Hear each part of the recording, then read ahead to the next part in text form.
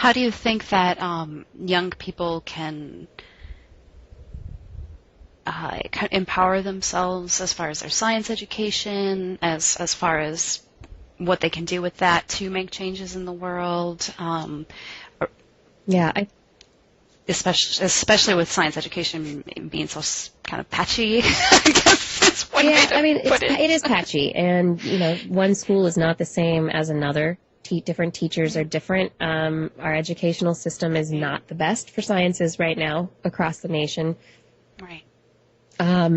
But thanks to the internet, our ability to access information is better than ever. So even if you're not getting what you want from school, there are communities of people on the web who you can interact with to do things. And you don't even have to just do stuff on the web. Educate yourself. So number one, ask questions. Find out what it is that you're passionate about and try and learn more about it. Once you learn more about it, try and get out into your community and do something about it. Find out if there are other people who are working on whatever it is you're interested in. I worked on a project recently developing educational science videos about coral reefs and climate change. And through those, we really try and empower students to be able to make a change. I mean, you look at this problem of coral reefs. What can I do about the coral reefs? Well, there's a lot. If you're somebody who lives in a coastal community, or say you're in Australia, you live in Australia, Great Barrier Reef is up against some challenges. You can always do things. You can ride a bike instead of maybe even ride a bike with your siblings and your parents if you don't want to be driven to school or take the bus to school. You can recycle. You can, there are all these things that are a very small way to start. How about getting involved in planting trees, affecting the air quality in your local environment? How about going to farmers markets, talking to people about stuff? There are places that people come together, that gather, and you can go to those places. You can talk to those people. Teens have a voice, and it just takes speaking up and becoming active. You have to take that first step. Do you have any advice for young people who have an interest in science but aren't really sure what direction they want to take it in?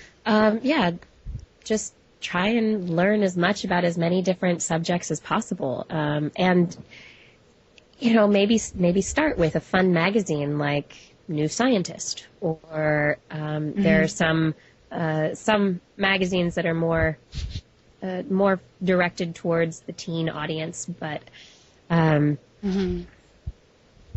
watching like the Science Channel or science programming on something like the Discover Network. Those are places to kind of get started.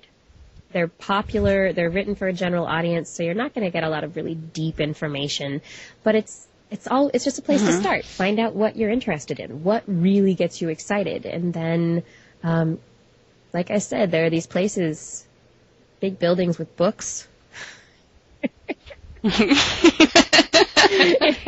can go. Reading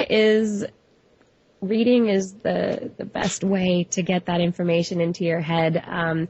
If you once you've read a lot about stuff and you really think that you have an area that you're interested in but you're not sure, try and find people at a local college or a university, or maybe if you're interested in wildlife stuff, maybe there's some kind of a wildlife foundation or an animal rescue or some organization that you can volunteer and donate your time to in order to learn what they do and how they do it, and whether or not you're interested in that area.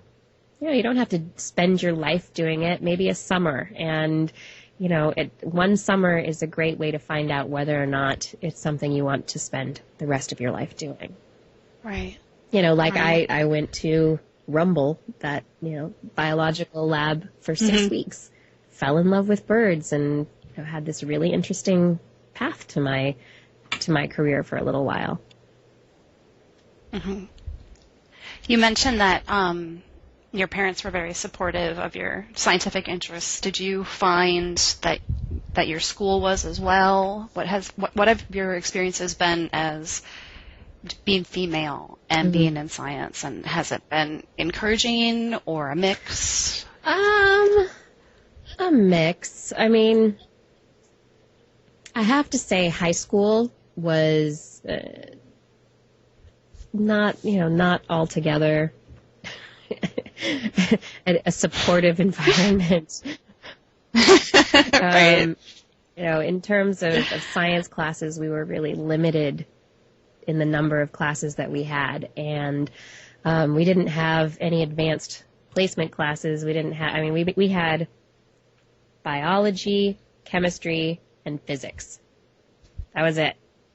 That's all you got. Right. Then there was algebra and calculus and geometry. I went to the local community college, the junior college in my area, to take an advanced biology course, and to actually get I think it was anatomy. Was it anatomy? I don't even remember anymore. It was a long time ago.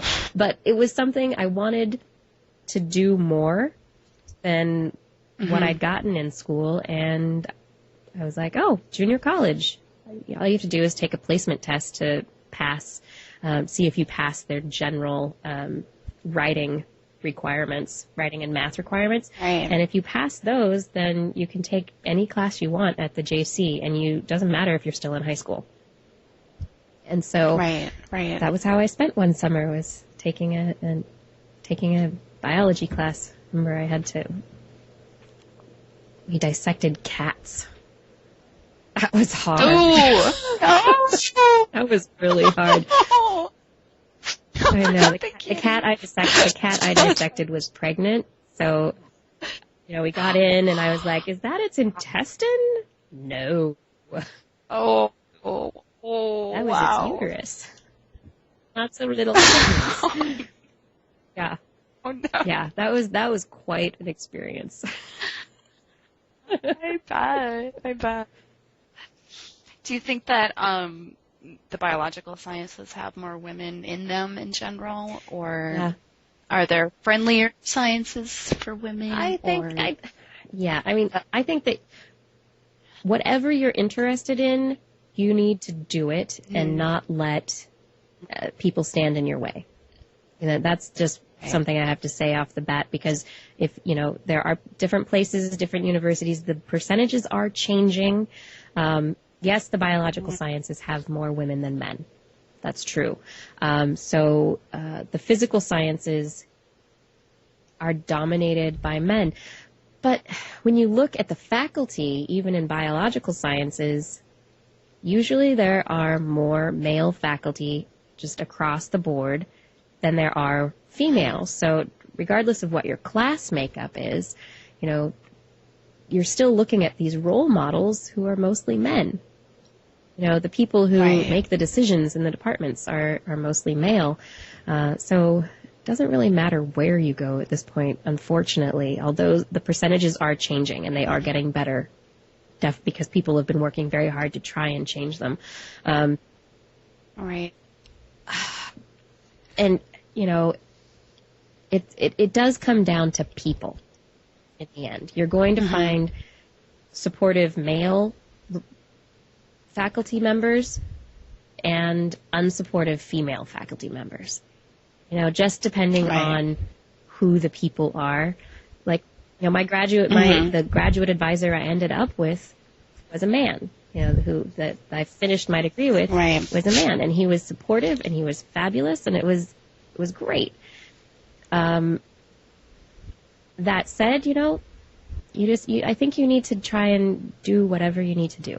whatever you want to do and not worry about the percentages and whether or not you are, the only girl in the engineering class or, Right. It's going to be hard and, you might feel out of place at first, but if it's what you enjoy, you need to do it and you need to keep that from stopping you. Right. Okay, one final very important question. Inspired by the robot world domination Oh yeah, I haven't talked about robots of the Twist podcast. I've been waiting, but I had this up my sleeve just in case. If you had to choose only one robot animal as a pet, what would you choose? A robot animal as a pet.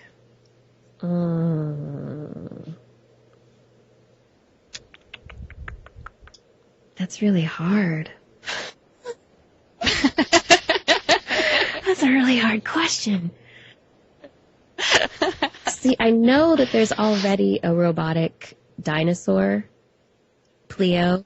It's a cute little robotic dinosaur, and cool. You can actually, they've opened up the programming of the dinosaur, so you can actually program it and change its behaviors and stuff. Cool.